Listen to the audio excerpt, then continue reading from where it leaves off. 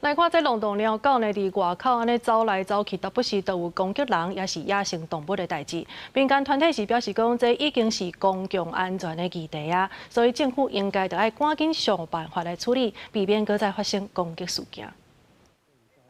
一只大只的梅花鹿，互野狗立甲前无步退无路，为着要逃命走到水内底，嘛是互野狗攻击。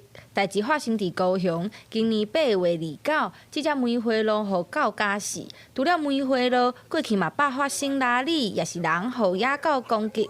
根据农业部统计，目前全台湾有14万只流浪狗，因对生态、公共安全、环境嘛造成真大的威胁。青的物件嘛咧饲狗。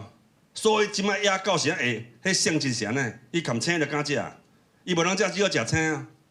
用伫啊，食了就好，食无了咧是发臭。你看整个环境拢去哦，这爱猫爱狗，真正哦，规个往甲无煞煞。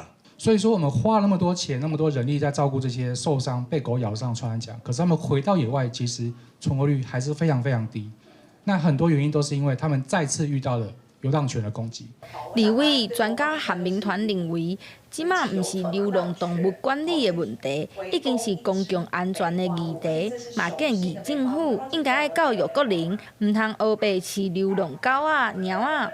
农业部表示，已经有先针对猎区做处理，未来嘛会研究看卖，敢要针对民众黑白饲做出处罚。加强针对热区这一部分家犬的绝育、 不放养，然后无主犬的移置、不回置。那喂养这一方面，我们已经在盘点部里面相关的法规。那第一部分是先从不需要修母法的部分，就是从那个生态的保育区去从那个保育计划去做公告，禁止喂养。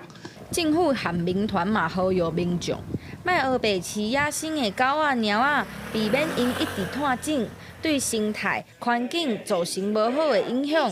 记者陈心东、谢桂玲台北报道。